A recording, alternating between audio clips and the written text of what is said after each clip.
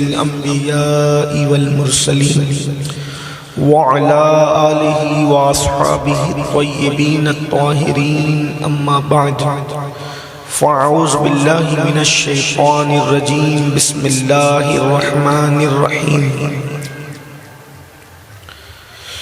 يا أيها الذين آمنوا اتقوا الله ولتنظر نفس ما قدمت لغد واتقوا الله إن الله خبير بما تعملون صدق الله العظيم غوث اعظم بمنی بے سرو ساما مدد قبلہ کی مدد کعبہ ایمان مدد انتظار کرم تستمن عینی را اے خدا جو خدا بینو خدا دا مدد بگردہ بے بلا افتاد کشتی ضعیفانو شکستہ رات کشتی بحق کی خواجہ عثمان ہارون مدد کن یا معین الدین چشتی مدد کن یا معین الدین چشتی مدد کن یا معین الدین چشتی انتہائی احترام و عقیدت کے ساتھ اپنے اور ساری کائنات کے مرکز عقیدت انیس بے کساں چارہ ساز درد منداں ہم غریبوں کے غم گسار ہم فقیروں کی ثروت شہر یار ارم تاجدار حرم نوبہار شفاعت شب اسرا کے دولہا نوشے بزم جنت دانائے سبل مولائے کل ختم الرسل خسرو خوباں سیاح لامکاں وجہ کن فکاں در اللہ المکنون سر اللہ المخزون عالم ما کانا وما یکون آب و گل انبیاء جانو دل اصفیاء مطلع ہر سعادت مقطع ہر سیادت خلاصہ کائنات فخر موجودات حضور احمد مجتبی محمد مصطفیٰ ارواحنا فدا صلی اللہ تعالی علیہ وآلہ وصحبہ وبارک وسلم کی بارگاہ بے کس پناہ میں جس طریقے سے پڑھاؤں بلند آواز سے میرے ساتھ مل کر پڑھیں الصلاۃ والسلام علیک یا رسول اللہ الصلاۃ والسلام علیک یا نبی اللہ الصلاۃ والسلام علیک یا حبیب اللہ وعلى آلك وأصحابك يا نور الله صلی اللہ تعالی علیہ وسلم راہ پرخار ہے کیا ہونا ہے پاؤں افگار ہے کیا ہونا ہے تیرے بیمار کو میرے عیسیٰ غش لگاتار ہے کیا ہونا ہے دور جانا ہے رہا دن تھوڑا کوچ تیار ہے کیا ہونا ہے کل وہاں دید کا دن اور یہاں آنکھ بیکار ہے کیا ہونا ہے دل ہمیں تم سے لگانا ہی نہ تھا اب سفر بار ہے کیا ہونا ہے اور کیوں رضا کرتے ہو ہنستے اٹھو جب وہ غفار ہے کیا ہونا ہے آج کی یہ محفل ہمارے حاجی یعقوب بھائی دلوانی اور ان کے صاحبزادہ برادر عزیز جناب فاروق بھائی کی جانب سے سرکار غوث اعظم قطب عالم بلکہ قطب العالمین غوث الاغواث شیخ الشیوخ حضرت سیدنا شیخ عبد القادر جیلانی رضی اللہ تبارک و تعالی عنہ کی بارگاہ میں خراج عقیدت پیش کرنے کے لیے محفل منعقد ہے۔ اللہ پاک اس محفل کو قبول فرمائے اور منعقد کرنے والوں کو اپنی شان کے مطابق بہتر جزا عطا فرمائے۔ اس خوبصورت محفل میں سادات کرام بالخصوص ہمارے عزیز برادر سید محبوب باپو، اسی طریقے سے جو ہے وہ اور بھی سادات کرام اور ہمارے برادر عزیز جناب حافظ اکرم صاحب اور بھی حفاظ کرام علماء کرام سید عرفان باپو، بہت سے احباب یہاں پر ماشاءاللہ جاوید باپو قادری موجود ہیں۔ اللہ پاک ان سب سادات کا علماء کا سایہ ہم پہ دراز سے دراز تر فرمائے۔ چونکہ انبیاء کرام ہو یا اولیاء کرام ہو، ہم لوگ جب ان کی زندگی کا جائزہ لیتے ہیں تو ہمیں یہ محسوس کرنا چاہیے کہ وہ کس چیز پر محنت کرتے ہیں، وہ لوگوں کے درمیان باتیں کون سی کرتے ہیں۔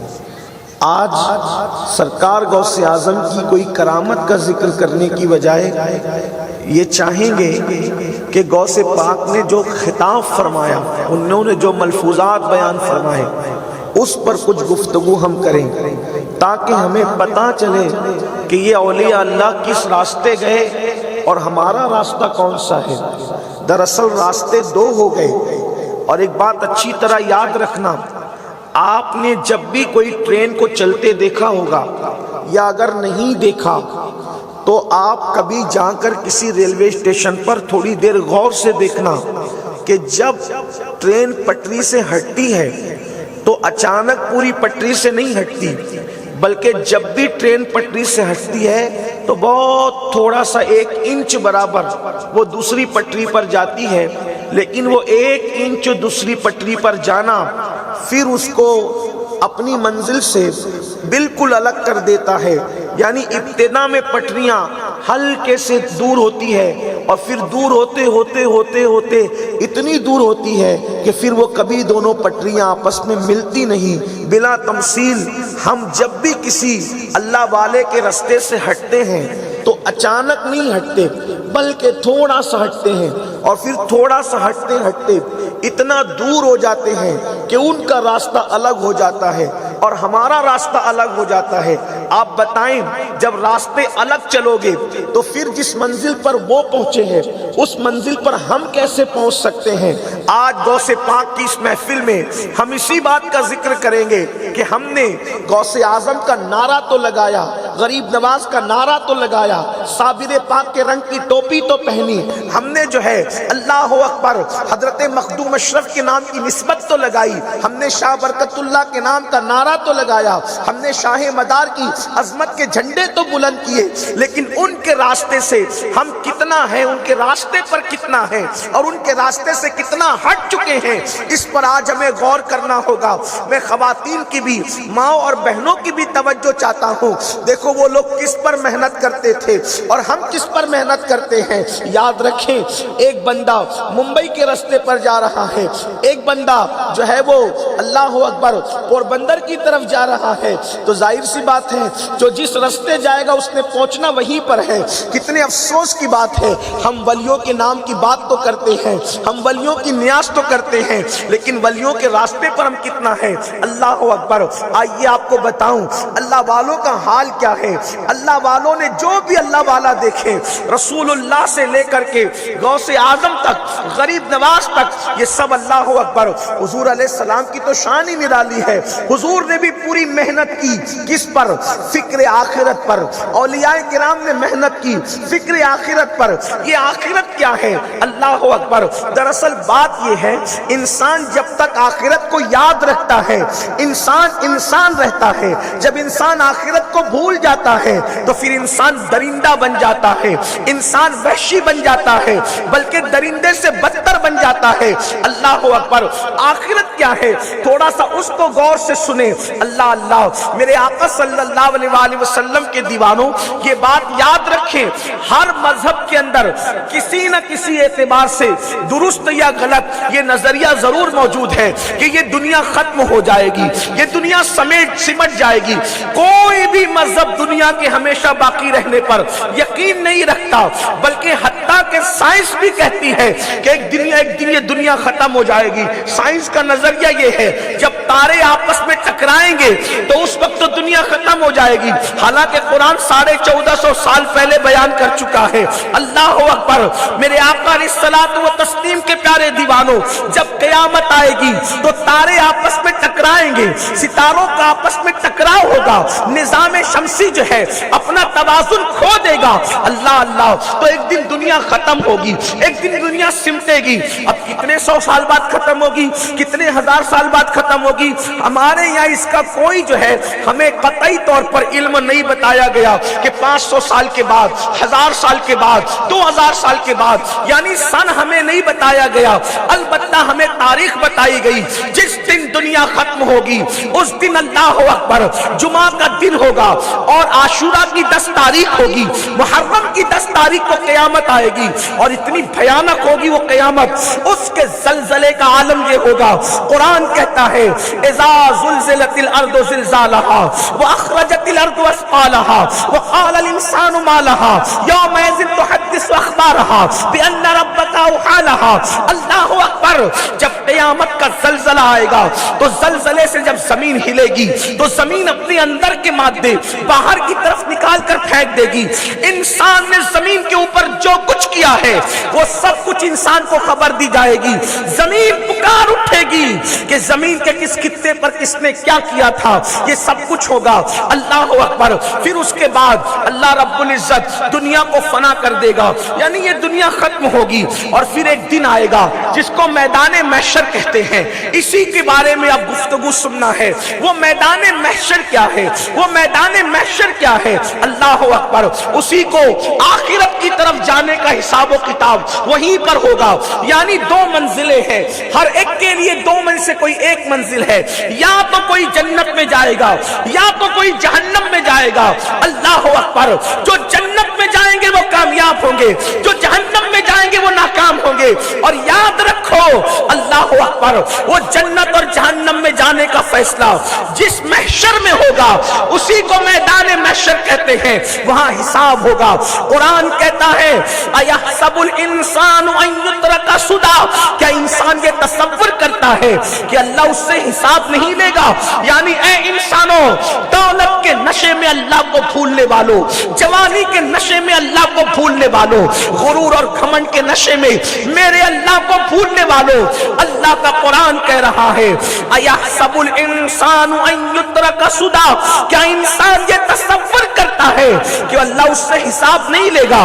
بلکہ ایک مقام پر فرماتا ہے ضرور حساب لیا جائے گا، اور کس کس چیز کا لیا جائے گا؟ تو قرآن کہتا ہے فَمَن يَعْمَلْ مِثْقَالَ ذَرَّةٍ خَيْرًا يَرَهُ وَمَن يَعْمَلْ مِثْقَالَ ذَرَّةٍ شَرًّا يَرَهُ۔ ایک ذرے کے برابر اگر تم نے نیکی کی ہوگی اللہ تمہیں وہ بھی دکھائے گا، ایک ذرے کے برابر برائی کی ہوگی اللہ تمہیں وہ بھی دکھائے گا۔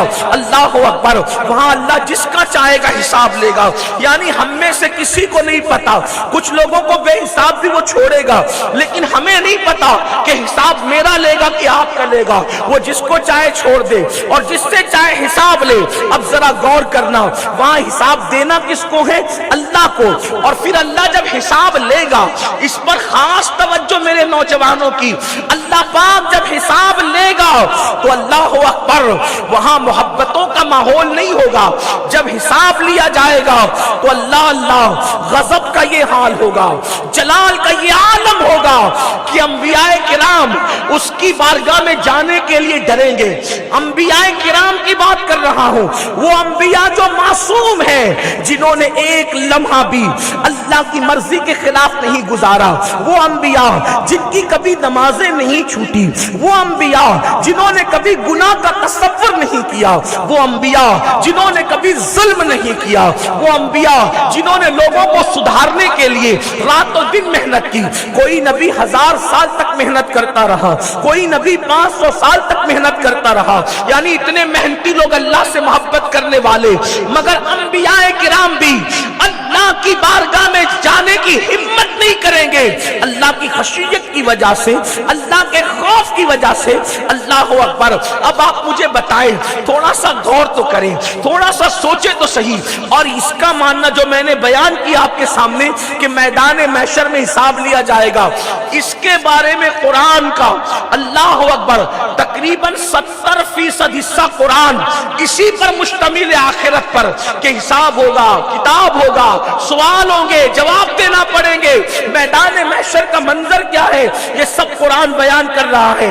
اس کا مطلب یہ ہے کہ کچھ چیزیں اسلام میں ایسی ہے جس کو نہیں مان کر بھی انسان مسلمان رہ سکتا ہے، گنجائش ہے۔ کچھ باتیں ایسی ہے اسلام کے اندر کہ آپ نہ مانو تب بھی مسلمان ہے، جیسے مثال کے طور پر پیری مریدی، آپ اس کو مانیں آپ بہت اچھے مسلمان ہیں، لیکن اگر آپ اس کو نہ مانیں کہ میں پیری مریدی کو نہیں مانتا تو بھی آپ مسلمان رہ سکتے ہیں۔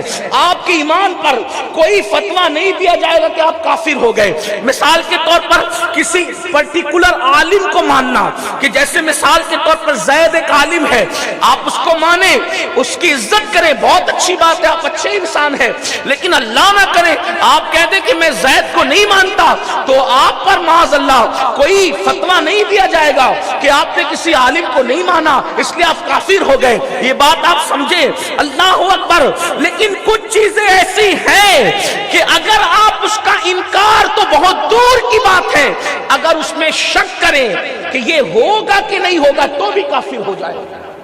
کچھ چیزیں ایسی ہیں، انہی میں سے ایک ہے میدان محشر، سوال و جواب، یعنی اس پر ایمان لائے بغیر مومن نہیں رہ سکتے، اس کو ماننا ضروری ہے، جسے میدان محشر کہتے ہیں۔ اور وہ میدان محشر کیا ہے؟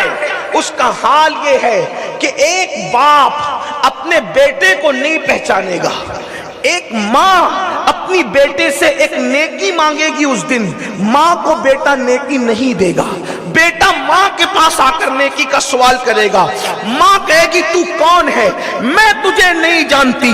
اور یاد رکھنا اس محشر میں جو کامیاب ہوا بس وہی کامیاب ہوگا، اور اس میں جو ناکام ہو گیا وہ ہمیشہ کے لیے ناکام ہے۔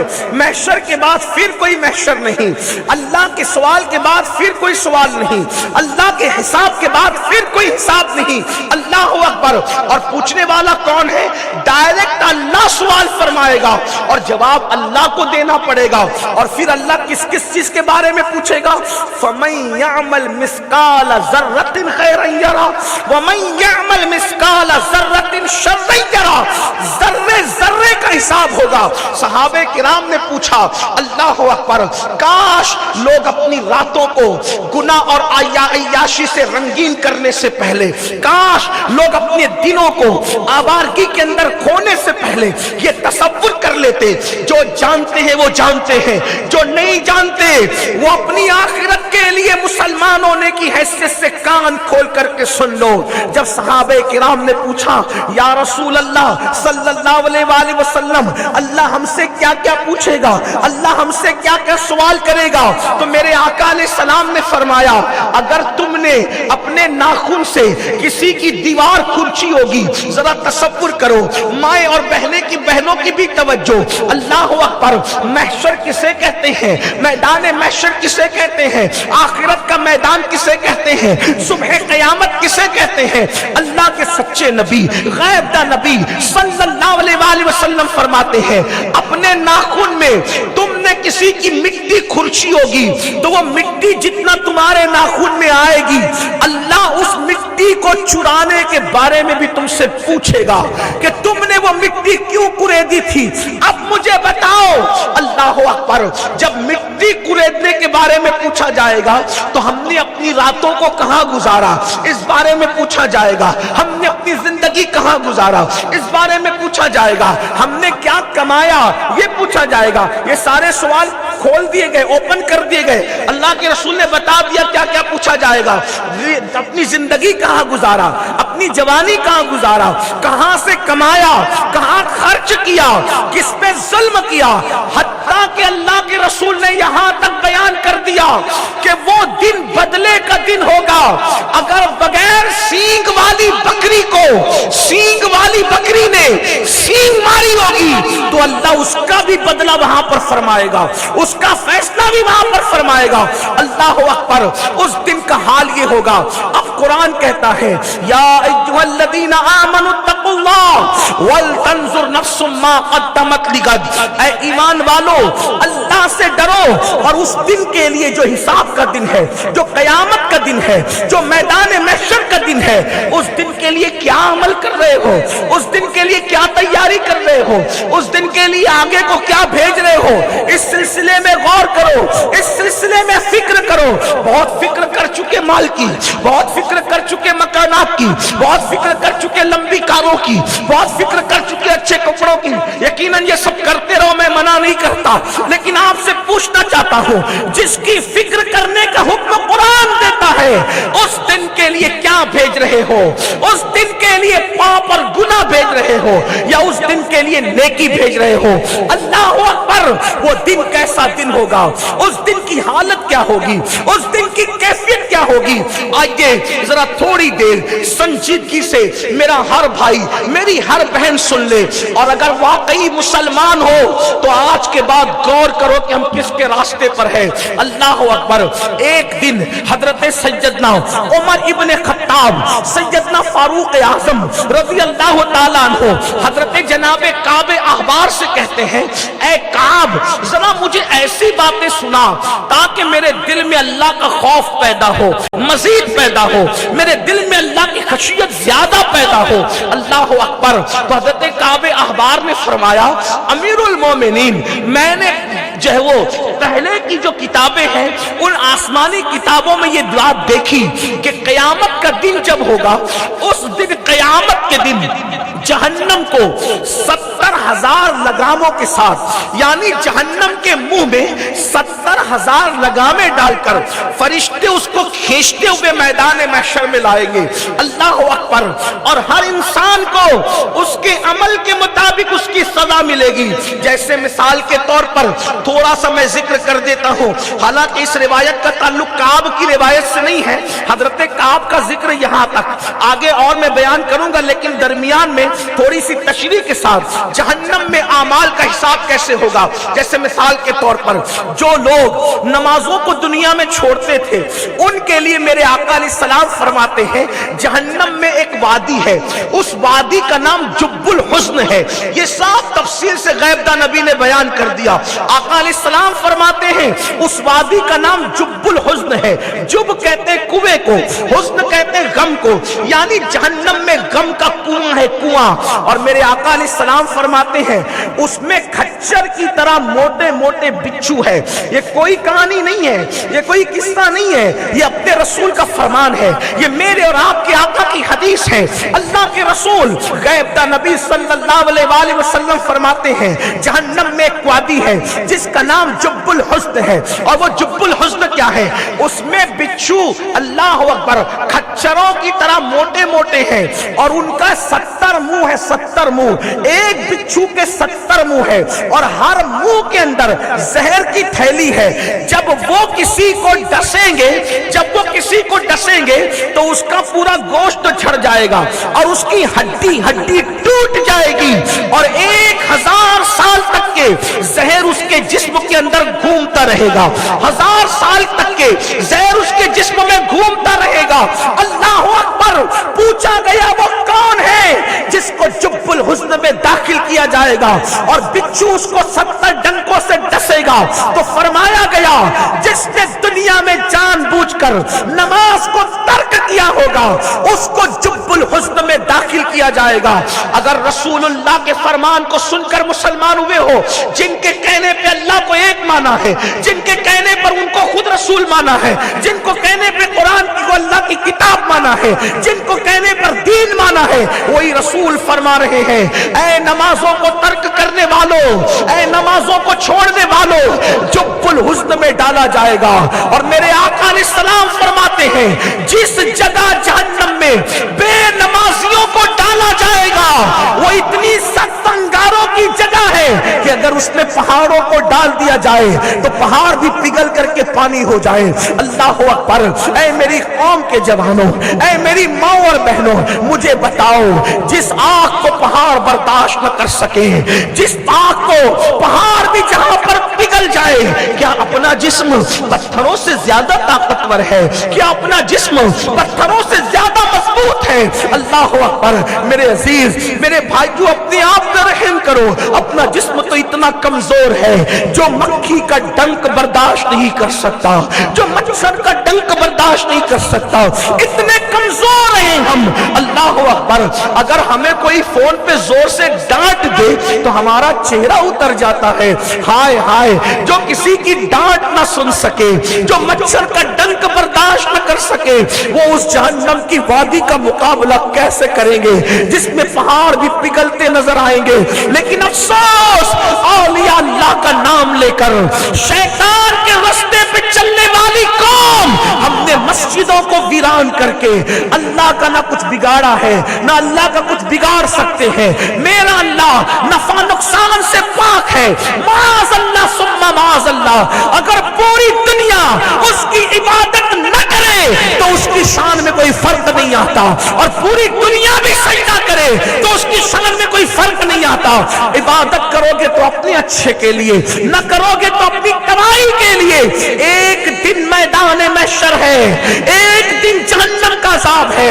ये किसके लिए? ये बेनमाजियों के लिए। और भी रिवायतें हैं, लेकिन वक्त इतना नहीं, मुझे वक्त में गुफ्तगू खत्म करना है। उसके बाद हदीस पाक में आता है, जिन्होंने दुनिया में जिना किया होगा, जिना, अल्लाह अकबर, उन जिना करने वालों का को अल्लाह रब्बुल इज्जत वो एक कमीज पिनाएगा, कमीज, और वो कमीज जहन्नम की आग का बना हुआ होगा। जहन्नम की आग का कमीज जिना करने वालों को पिनाया जाएगा। और यहां तक फरमाया गया, जिसने शादीशुदा के साथ जिना किया, पूरी दुनिया के इंसानों को जितना अज़ाब दिया जाएगा, उन तमाम इंसानों के बराबर आधा अज़ाब शादीशुदा के साथ जिना करने वाले को दिया जाएगा। उसके मुंह पर जहन्नम की आग दहकाई जाएगी, उसके मुंह पे जहन्नम की आग दहकाई जाएगी। एक हदीस में यहां तक आया, अगर किसी ने किसी औरत को पाप की नजर से देखा, जैसे आजकल फिल्में देखकर, सीरियल देखकर, एक आज नौजवानों में फैशन बना है, चलती हुई औरतों को देखते हैं। बाज औरतें ऐसी है जो मर्दों को देखती है यानी गंदी नजर से, उनका क्या हाल होगा? अल्लाह के रसूल अलैहिस्सलाम, मेरे और आपके सच्चे नबी फरमाते हैं, जिस औरत ने मर्दों को पाप की नजर से और जिस मर्द ने औरत को पाप की नजर से देखा, उनकी आंखों में जहन्नम की आग की बनाई हुई सलाखें डाली जाएगी और उनकी आंखों में जहन्नम की आग का सुरमा लगाया जाएगा। हाय हाय, क्या बनेगा उस दिन उनका, जो 3-3 बजे रात तक के नरम नरम गद्दों पे लेटकर जिना के मनाजिर देखते हैं, हीरो हीरोइन को नंगा नाचते हुए देखते हैं। आज वो फिल्में ज्यादा सुपर हिट होती है जिसमें नंगापन बताया जाता है। आजकल वो सीरियल ज्यादा मकबूल होते हैं जिसमें नंगापन बताया जाता है। ओ मुसलमानों, तुम्हारे वलियों का रास्ता क्या था? तुम्हारे नबी का रास्ता क्या था? तुम्हारे दीन का रास्ता क्या था? मोहम्मदुर रसूलुल्लाह ने मदीने मुनव्वरा में बैठकर सुफ़ा के चबूतरे से तालीम क्या दी थी? थोड़ी देर तसव्वुर तो करो। अल्लाह अकबर। अगर हमारी आंख में तिनका चला जाए तो हम तिनका बर्दाश्त नहीं कर सकते। अगर हमारी आंख में, अल्लाह अकबर, नीम का ठंडा सुरमा हम लगा लेते हैं तो देर तक आंखें लाल रहती है। हाय हाय, जो नीम का ठंडा सुरमा आग बर्दाश्त न कर सके, वो जहन्नम की आग का कैसे बर्दाश्त करेगी? आग के अंदर आग भरी जाएगी और इस दुनिया की आग से 70 दर्जा जहन्नम की आग है। मेरे भाइयों, अपना बनेगा क्या? ये सारे हालात होंगे। इसी तरह फरमाया गया, जो लोग नाप तौल में कमी करते होंगे, नाप तौल में कमी करते होंगे यानी कम तौलते होंगे, उनको भी उसी हिस्से में रखा जाएगा। किस हिस्से में? जिसमें पहाड़ डाले जाए तो पिघल जाए। इसी तरह से जो लोग माँ बाप को सताते हैं, जो इसी तरह जो किसी पे जुल्म करते हैं, जुल्म करने वाले को भेड़िया बनाकर जहन्नम में डाला جائے گا۔ اللہ اکبر۔ اس طرح مختلف احادیث آتی ہے۔ اب ذرا سننا، اللہ اللہ، کعب احبار کہتے ہیں امیر المومنین، فاروق اعظم سے کہتے ہیں امیر المومنین، اس دن جب جہنم کو میدان محشر میں لایا جائے گا تو اس کے منہ میں آگ کی 70,000 لگامیں ہوگی اور فرشتے کھینچ کر کے لائیں گے۔ جب آگ کے شرارے بلند ہوں گے، جب آگ اوپر کو اٹھے گی جہنم کی آگ، تو اس آگ کو دیکھ کر، اس آگ کو دیکھ کر انبیاء کرام کی شان یہ ہوگی کہ ابراہیم خلیل اللہ اپنے گھٹنے زمین پہ رکھ کر اللہ سے عرض کریں گے مولا آج ابراہیم تجھ سے پناہ مانگتا ہے، ابراہیم تیری پناہ مانگتا ہے، ابراہیم کو اپنی پناہ عطا فرما۔ اس دن حضرت موسیٰ کلیم اللہ علیہ السلام کہیں گے مولا آج موسیٰ اپنے لیے پناہ طلب کرتا ہے، آج میں کسی کے لیے کچھ نہیں مانگتا۔ حضرت عیسیٰ علیہ السلام کہیں گے مولا آج میں اپنی امی کے لیے، مریم کے لیے بھی کچھ نہیں مانگتا، بولا آج میں اپنے لیے پناہ طلب کرتا ہوں۔ آپ مجھے بتائیں مسلمانوں ذرا سوچو، انبیاء کی یہ شان ہوگی، انبیاء کی یہ شان ہوگی، اس دن وہ اپنے لیے پناہ طلب کر رہے ہوں گے، ہمارا کیا حال ہوگا، ہماری کیا کیفیت ہوگی؟ لیکن افسوس ہم تو بھول چکے آخرت کو، ہم بھول چکے اللہ کے حساب کو۔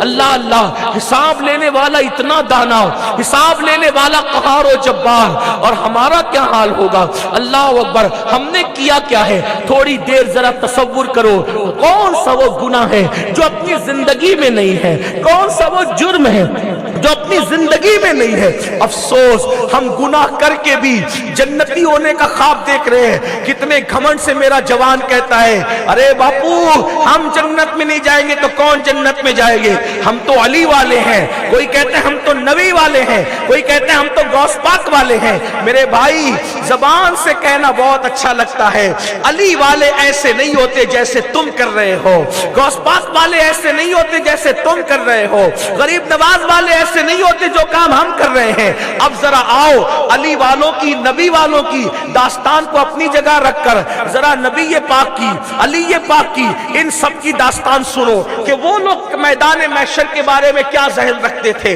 کیا وہ بھی یہی ذہن رکھتے تھے ارے ہم جنت میں نہیں جائیں گے تو کون جائے گا؟ کیا ان کا بھی یہی خیال تھا؟ آؤ دیکھو کتنا افسوس ہے نا آج کے دور پر، اللہ اکبر، ہم لوگ جانور سے بھی نیچے گر چکے ہیں، ہم پرندوں سے بھی زیادہ غیر گزرے ہو گئے ہیں۔ آپ کہیں گے وہ کیسے؟ ہمیں گالی نہ دے امین القادری، میں گالی دینے نہیں، میں کوسنے نہیں، میں آپ کا خادم ہوں، حدیث کی روشنی میں اپنا چہرہ بھی دیکھنے آیا ہوں اور آپ کو حدیث کی روشنی میں چہرہ دکھانے بھی آیا ہوں۔ یہیں ہوشیار ہو جاؤ گے تو کامیاب ہے، یہیں پچھتا لو گے تو کامیاب ہے، یہیں توبہ کر لو گے تو کامیاب ہے، ورنہ آخرت میں پچھتانا کام نہیں دے گا، وہاں کا سدھرنا کام نہیں دے گا، وہاں کا رونا دھونا کام نہیں دے گا۔ دیکھو ہم جانور سے کتنے غیر گزرے ہیں۔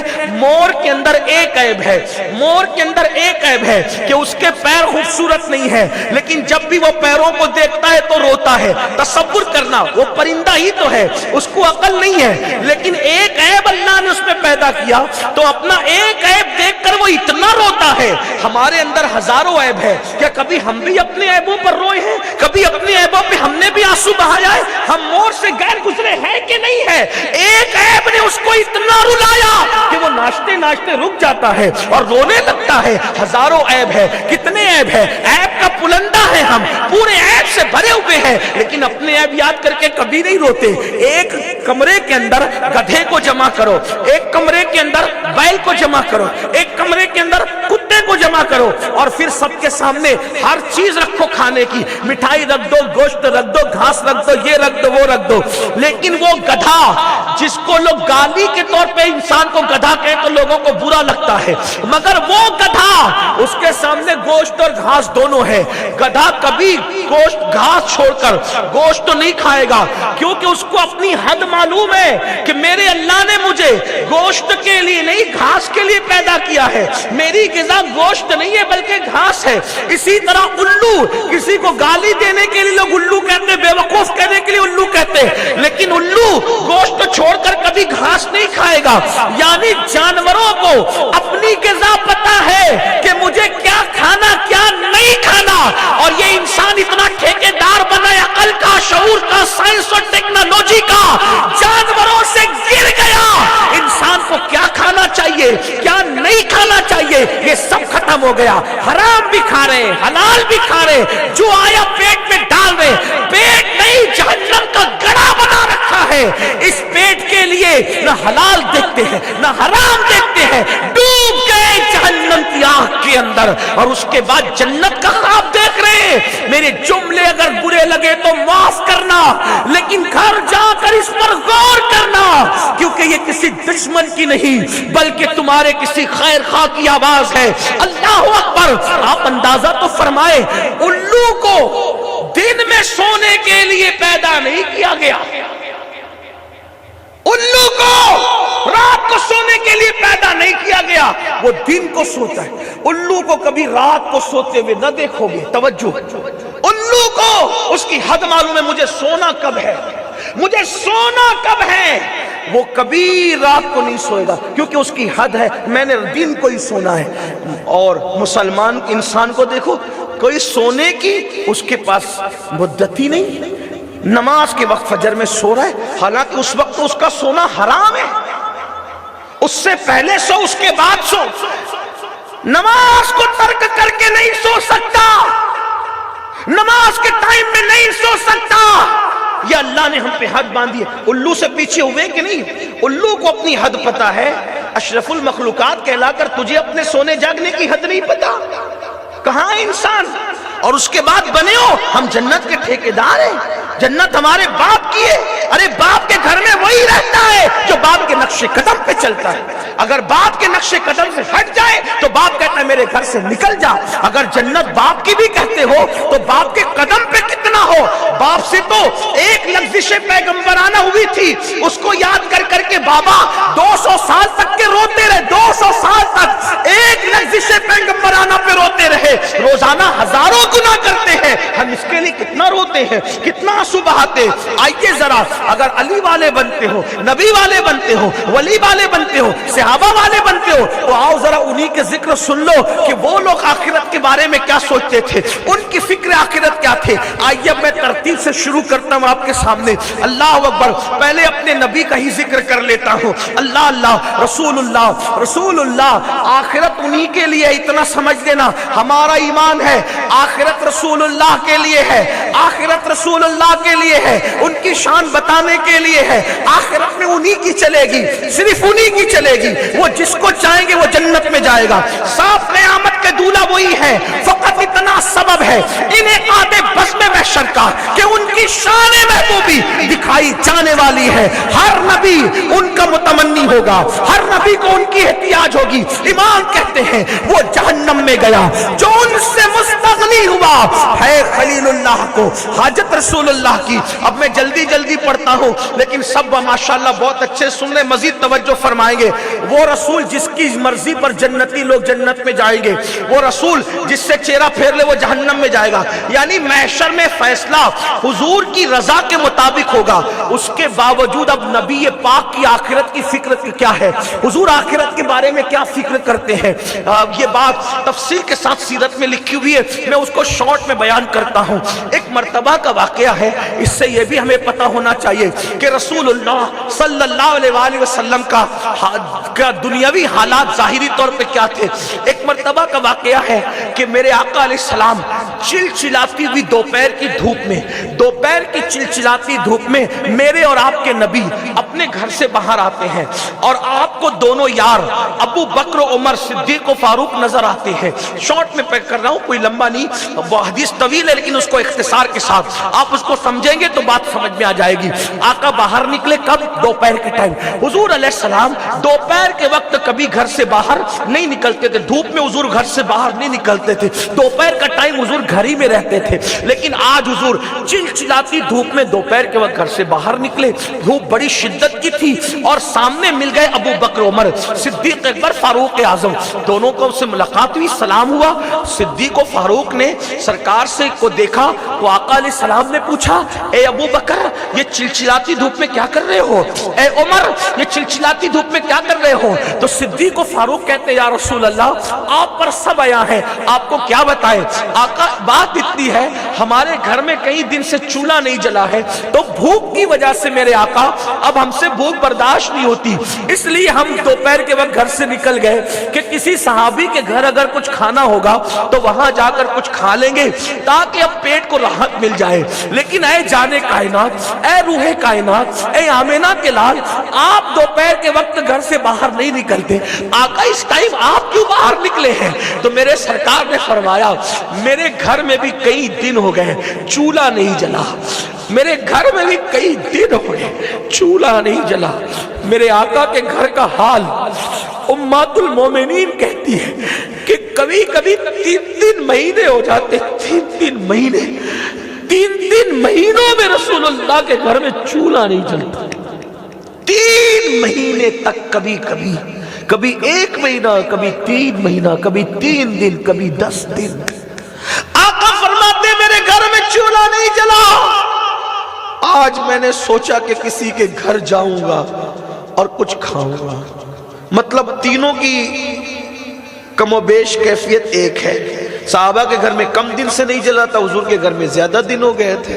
سرکار نے وہ میرے ساتھ چلو، دونوں کو کہا میرے ساتھ چلو۔ آقا نے وہ دونوں ساتھ چلو لے کے گئے ایک صحابی کے گھر۔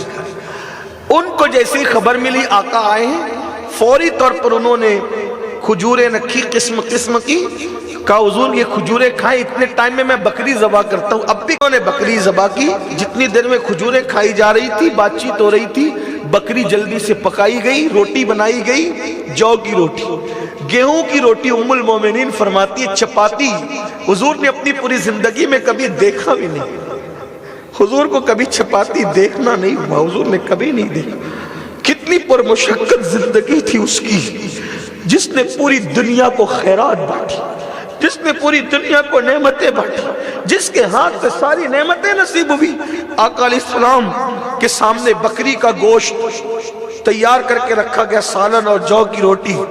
حضور علیہ السلام کے صحابی کھڑے، آقا کھانا شروع کریں۔ سرکار نے کھانا دیکھا، ان کا چہرہ دیکھا، پھر دیکھا، پھر دیکھا، حضور کھائیں۔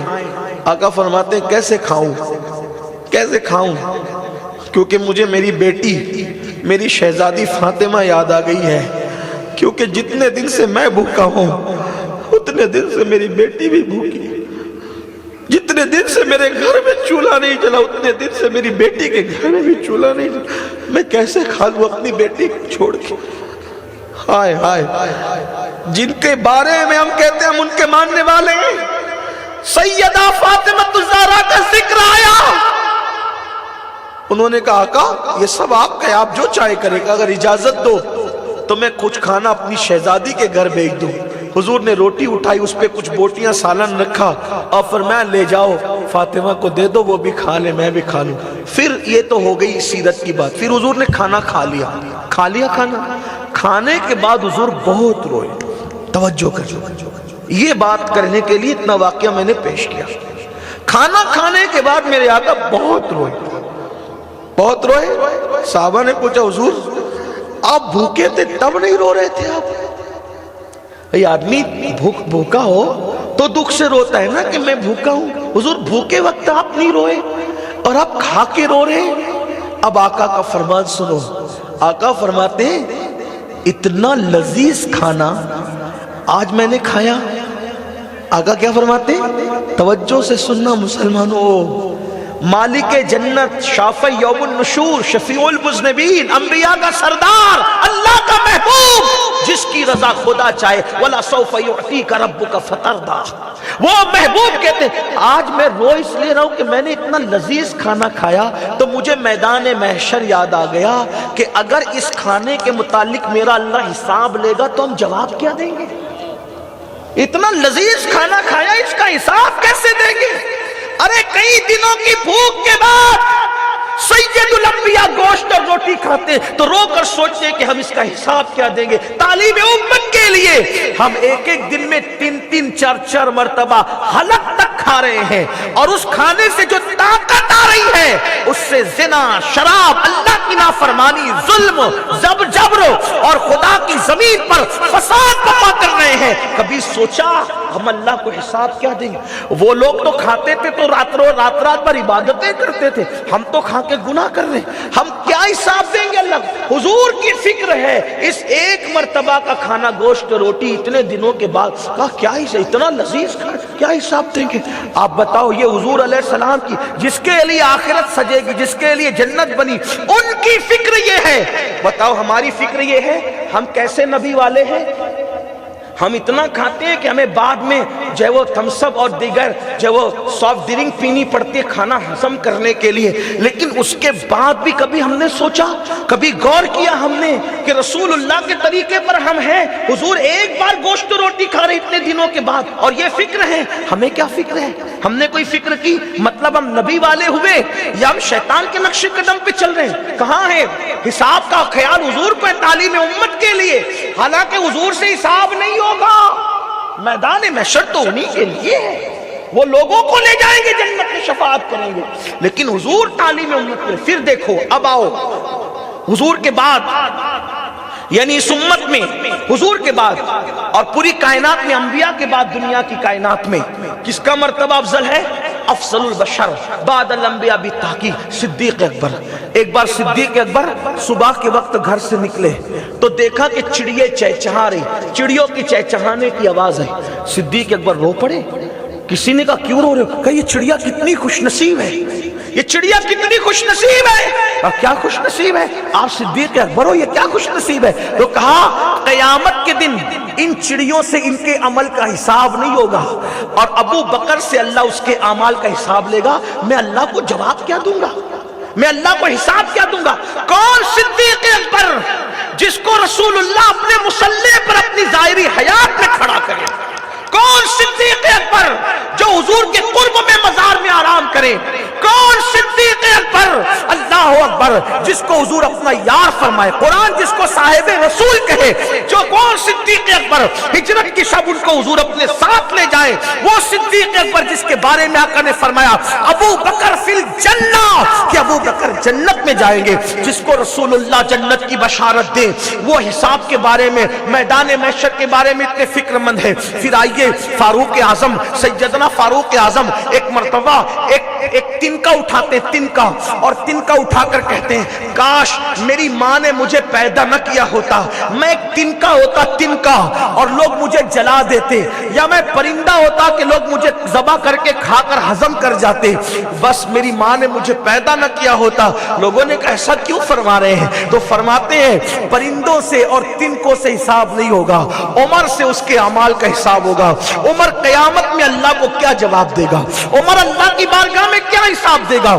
یہ ان لوگوں کی فکر ہے جن کو جنت کی بشارتیں ملی، یہ ان لوگوں کی فکر ہے جن کا ذکر توریت میں ہے، انجیل میں ہے، زبور میں ہے، جنہوں نے کبھی اللہ کی نافرمانی نہ کی، جنہوں نے اللہ کا نظام قائم کرنے کے لیے اپنے گھر چھوڑے، اپنے قبیلے چھوڑے، اپنا وطن چھوڑا، جنہوں نے دین کے غلبے کے لیے اپنے رشتہ داروں سے لڑائیاں کی۔ یہ عمر ابن خطاب ہے جس نے اپنے سگے ماموں پہ وار کیا ہے بدر کے دن، اور کہا کہ لوگوں کو پتا چل جائے کہ اب ہم خون کے رشتوں کی بنیاد پہ پیار نہیں کرتے، ہم تو نبی کی محبت کی بنیاد پہ پیار کرتے ہیں۔ یہ وہ لوگ ہیں لیکن ان کو فکر آخرت اس طرح ہے، یعنی جن کو جنت کی بشارتیں ان کے لیے یہ حال ہے۔ سیدنا عثمان غنی ذوالنورین، رسول اللہ کے داماد، رسول اللہ کی ایک کے بعد ایک دو بیٹیاں لگاتار ان کے نکاح میں ہے، ان کو ذوالنورین کا لقب۔ میرے آقا فرماتے ہیں عثمان سے آسمان کے فرشتے بھی حیا کرتے ہیں۔ وہ عثمان غنی جنہوں نے اپنی دولت کی وجہ سے 2 مرتبہ جنت خریدا۔ میں یہ نہیں کہتا کہ غریب افضل ہے کہ مالدار افضل ہے، میں کہتا ہوں اللہ اکبر، عثمان غنی نے دولت کی وجہ سے 2 بار جنت خریدی۔ مطلب دولت مند بننا کوئی بری بات نہیں ہے، مال جمع کرنا کوئی بری بات نہیں ہے، بینک بیلنس کرنا کوئی بری بات نہیں ہے۔ ارے دولت نہ ہوتی تو عثمان جنت کیسے خریدتے؟ حضرت عثمان غنی نے رسول اللہ سے 2 بار، ایک مرتبہ جو ہے وہ تبوک کے موقع پہ چندہ دیا تب جنت لی، اور دوسری مرتبہ ایک کنواں خرید کر کے مسلمانوں کے لیے وقف کیا پھر جنت لی۔ میرے آقا نے یہاں تک فرمایا تبوک کے موقع پر، آقا فرماتے آج کے بعد عثمان کچھ بھی کرے گا پھر بھی جنت میں جائے گا۔ یہ میرے آقا نے فرمایا مطلب دولت مند بنو تو عثمان غنی کی طرح بنو. آج تھوڑی سی دولت آتی ہے تو لوگ ناجائز اور حرام تعلقات پیدا کر لیتے ہیں عورتوں سے. زنا کے اڈوں پہ ممبئی تک، بنگلور تک، گوا تک صرف فلائٹوں سے لوگ زنا کے لیے جاتے ہیں دولت کی وجہ سے. کیا منہ دکھائیں گے لوگ اللہ کو؟ اور سن لو، اگر دولت کے نشے میں فرعون بن رہے ہو، دولت کے نشے میں نمرود بن رہے ہو، تو دل کھول کر کے سن لو.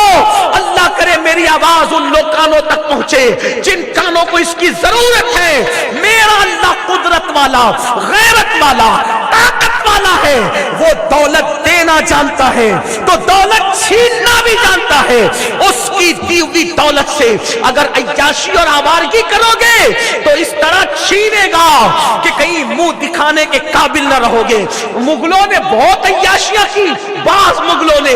آج ان کی اولاد کا کیا حال ہے؟ آج ان کی اولاد کا انجام کیا ہے؟ سن لو، زنا وہ گناہ ہے جس کی سزا نسلوں تک باقی رہتی ہے. اس لیے اللہ کی پناہ مانگو، اللہ کی بارگاہ میں رجوع کرو. دولت دی ہے تو مسجدوں پہ خرچ کرو، مدرسوں پہ خرچ کرو، غریبوں پہ خرچ کرو، رشتہ داروں پہ خرچ کرو، ماں باپ پہ خرچ کرو. میں تو یہ کہتا ہوں کسی کی دولت زنا کے اڈے پہ خرچ ہوتی ہے، کسی کی دولت جوئے کے اڈے پہ خرچ ہوتی ہے، کسی کی دولت شراب کے اڈوں پہ خرچ ہوتی ہے. لیکن اللہ جن بندوں کو چن لیتا ہے ان کی دولت اللہ کی راہ میں خرچ کی جاتی ہے. اس لیے اپنی دولت کو اللہ کی راہ میں لگاؤ، گناہوں کے راستے پہ نہ لگاؤ. اللہ اللہ میرے آقا علیہ السلام کے پیارے دیوانوں، آپ کو بتاؤں عثمان غنی کی سخاوت کا نتیجہ ہے کہ آج بھی عثمان غنی کی اولاد میں اللہ نے مال باقی رکھا. آج عثمان غنی کی اولاد میں آج بھی دیکھو عثمانی جہاں ملیں گے زیادہ تر دولت مند ملیں گے. کیوں؟ ماں باپ کا کیا ہوا اولاد کے کام آتا. یہ مت سمجھنا کہ ماں باپ کا کیا ہوا کام نہیں آتا. دیکھو دو مثال دیتا ہوں. ایک، عثمان غنی نے دولت دی، اللہ نے ان کی اولاد میں دولت رکھی، اور سیدہ فاطمہ نے تقوی اختیار کیا. تو میرے آقا فرماتے ہیں فاطمہ نے ایسا تقوی اختیار کیا کہ فاطمہ کے تقوی کی برکت سے اللہ نے اس کی تمام اولاد پر جہنم کی آگ کو حرام فرما دیا. دیکھ رہے ماں کا، ایک ماں کا تقوی،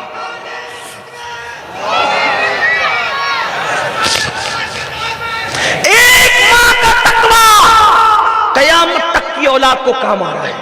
ایک باپ کی دولت اور اولادوں کو دولت مند بنا رہی ہے. یہ عثمان غنی ہے.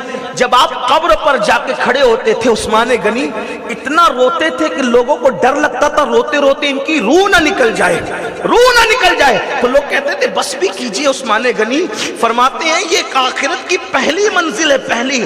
اگر یہاں کامیاب رہے تو آخرت میں کامیاب ہے، اگر یہاں ناکام ہو گئے تو آخرت میں ناکام ہے. اور پھر بات آتی ہے مولا علی کی.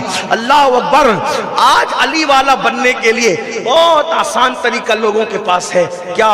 کوئی پڑا کڑا پہن لے، کوئی اس طریقے کا رنگین سوٹ پہن لے، کوئی ناڑا باندھ لے، کوئی کچھ کر لے، کوئی کچھ کر لے، لاکٹ پہن لے، بن گئے علی والے. اتنا سستا تو نہیں ہے نا علی والا بننا. آؤ اگر واقعی علی والا بننا ہے تو غوث پاک غریب نواز وارث پاک شاہ برکت اللہ کی طرح بنو. دیکھو مولا علی کا حال کیا ہے. مولائے کائنات رات رات بھر مصلے پہ گزارتے تھے، اور جب رات آخری حصے میں آتی، رات کا آخری پہر آتا، تو اللہ کے خوف سے علی پاک داڑھی پکڑ کر ایسے بلک بلک کر روتے تھے کہ دیکھنے والوں نے کہا ہے جیسے کسی کو سانپ ڈس لیتا ہے تو سانپ کا ڈسا ہوا کیسے تڑپ تڑپ کے روتا ہے، ویسے علی تڑپ تڑپ کے رویا کرتے تھے. اور رب اللہ کی خشیت سے، اللہ کے خوف سے آپ سے پوچھنا چاہتا ہوں، وہ علی جو ولایت بانٹے، وہ علی جو فاتح خیبر، وہ علی جو باب مدینۃ العلم، وہ علی جو محب رسول، وہ علی جو محبوب رسول، وہ علی جو محب خدا، وہ علی جو محبوب خدا، وہ علی جو ہے وہ اماموں کا باپ، وہ علی اللہ اکبر جو کائنات کا محبوب جس کے بارے میں فرمایا من کنت مولاہ فہذا علی کن مولا، جس کا میں محبوب ہوں اس کا علی بھی محبوب ہے۔ حیرت کی بات یہ ہے جو پوری کائنات کا محبوب، جو اللہ کا محبوب، جو رسولوں کا محبوب، جو رسولوں کے رسول سید الرسول کا محبوب، وہ علی کے مرتضی میدان محشر کو یاد کر کے داڑھی پکڑ پکڑ کر ایسے روئے جیسے سانپ کا ڈسا ہوا تڑپ تڑپ کے روتا ہے۔ کبھی ہمیں بھی رونا آیا؟ اللہ اللہ نہیں، ہم نے تو آخرت کو پیٹ کے پیچھے ڈالا۔ اس کے بعد آئیے جلدی جلدی سے پڑھ لیں اللہ اکبر۔ پھر حضرت سیدنا امام حسین رضی اللہ تعالیٰ عنہ، اللہ اکبر، یہ کون امام حسین؟ جس نے اللہ کا دین بچایا، تنے تنہا کربلا میں اپنے چند رفقا کے ساتھ اللہ کے دین کے لیے شہید ہوئے، سب کچھ لٹایا۔ اللہ اکبر۔ حضرت امام حسن بصری کہتے ہیں ایک مرتبہ میں حج کو گیا تو میں نے دیکھا ایک آدمی ایسے زمین سے چپکا ہوا ہے، ایسا لگتا ہے جیسے گیلا کپڑا کسی نے زمین پہ رکھ دیا ہے، اور وہ اتنا رو رہا ہے کہ اس کے رونے پہ مجھے ترس آتا ہے۔ وہ اللہ کے خوف سے مغفرت کی دعائیں کرتے ہوئے آوازاری کر رہا ہے۔ میں نے سوچا کوئی دیہاتی تو نہیں، اگر کوئی دیہاتی ہوگا تو اس کو تسلی دوں گا کہ بھائی اتنا نہیں روتے، تھوڑا اللہ سے امید بھی کرتے ہیں۔ کہتے ہیں کہ میں دعا کرنے لگا کاش کہ یہ سر اٹھا لے تو میں اس کو سمجھاؤں، لیکن جیسے اس نے سر اٹھایا میں اس کی کیا اصلاح کرتا، بلکہ اس کی وجہ سے میری اصلاح ہو گئی۔ وہ رونے والا کوئی اور نہیں تھا، وہ رونے والی ذات سیدنا امام حسین کی ذات تھی، جو آخرت کو یاد کر کے رو رہے تھے، جو آخرت کا ذکر کر کے رو رہے تھے۔ افسوس جس کو جنتی جوانوں کا سردار بنایا وہ آخرت کے لیے روئے، اور جن کی جنتوں کا کوئی ٹھکانہ ہی نہیں، جو سود کے دھندے کریں، عورتوں پہ غلط نظر ڈالیں، گندی فلمیں دیکھیں، گندی سیریلیں دیکھیں، ہفتے ہفتے بھر تک کبھی مسجد میں نہ آئے، 2 رکعت پڑھ کے مسجد سے بھاگ جائے، اتنا سب کچھ کرنے کے بعد کوئی نہ رونا ہے نہ اللہ کو منانا ہے۔ اب آئیے اپنی گفتگو کو اختتام پر لے جاتے ہوئے اللہ اکبر، وہ غوث اعظم، وہ شیخ عبد القادر جیلانی، وہ قطب الاقطاب، وہ غوث الاغواث، وہ شیخ الشیوخ حضرت سرکار شیخ عبد القادر جیلانی رضی اللہ تعالیٰ عنہ، جن کا حال یہ ہے ٹھوکر لگائیں تو مردے زندہ ہو جائیں، جن کی کیفیت یہ ہے کہ اللہ اکبر اللہ اکبر، بھوکے رہے تو کہتے ہیں جب تک مجھے قسم نہیں دی جاتی میں کھانا نہیں کھاتا، جب تک مجھے قسم نہیں دی جاتی میں پانی نہیں پیتا۔ میرے امام اس کو بیان کرتے ہیں قسمیں دے دے کے کھلاتا ہے پلاتا ہے تجھے پیارا اللہ تیرا، چاہنے والا تیرا، وہ غوث پاک۔ اللہ اکبر۔ ایک مرتبہ کا واقعہ ہے کہ سرکار غوث اعظم شیخ عبد القادر جیلانی جب حج کو گئے تو کعبے کا گلا پکڑ کر رو رہے ہیں، اور روتے ہوئے عرض کرتے ہیں اے اللہ اگر عبد القادر کے اعمال تیری بارگاہ میں قبولیت کے قابل نہیں ہے تو قیامت کے دن، دیکھو ان کو بھی قیامت کی یاد ہے، قیامت کے دن عبد القادر کو اندھا اٹھانا، قیامت کے دن عبد القادر کو اندھا اٹھانا تاکہ تیری بارگاہ میں شرمندگی سے بچ جائے۔ کون غوث اعظم جنہوں نے 40 سال تک کے عشاء کے وضو سے فجر کی نماز پڑھی، ان کو میدان محشر کا اتنا خیال ہے؟ کون غوث اعظم اللہ اکبر جو 15 سال تک معمول تھا کہ ایک پیر پر زور دے کر پوری رات میں قرآن مقدس ختم کیا کرتے تھے؟ وہ غوث پاک رضی اللہ تعالیٰ کہتے ہیں اللہ میرے اعمال اگر اس قابل نہیں ہے تو قیامت میں تو مجھے اندھا اٹھانا تاکہ میں تیری بارگاہ میں شرمندگی سے بچ جاؤں۔ اپنے اعمال کو دیکھو اور اپنے اعمال دیکھ کر سوچو کیا واقعی ہم ولیوں کے راستے پر ہے؟ وہ غوث اعظم شیخ عبد القادر جیلانی، ایک مرتبہ عید کا دن ہے، عید کے دن لوگ نئے کپڑے پہنتے ہیں، عید کے دن لوگ خوشیاں مناتے ہیں، عید کے دن لوگ خوشیوں کا اظہار کرتے، کرنا بھی چاہیے، لیکن کسی نے دیکھا غوث پاک عید کے دن رو رہے ہیں، داڑھی آنسوؤں سے تر ہے۔ کسی نے پوچھا مرشد آج تو عید کا دن ہے، آپ خوشی کیوں نہیں کرتے؟ تو غوث اعظم فرماتے ہیں میرے بیٹے عید آج اس کی ہے، عید آج اس کی ہے جس کو ایمان پہ خاتمے کی بشارت مل گئی ہے۔ آج عبد القادر اس لیے رو رہا ہے کہ میری عید اس دن ہوگی، عبد القادر کی عید اس دن ہوگی جس دن اس کا ایمان پر خاتمہ ہوگا۔ آپ سے پوچھنا چاہتا ہوں وہ ایمان پہ خاتمے کی فکر کریں، وہ میدان محشر کی فکر کریں۔ ہمیں کیا ہوا؟ کانوں میں ایئر فون لگا کے گانے ہم سنیں، اس کے بعد ہم جنتی ہے۔ میرے عزیز جنت اتنی آسان نہیں ہے، یہ شہادت گہے الفت میں قدم رکھنا ہے۔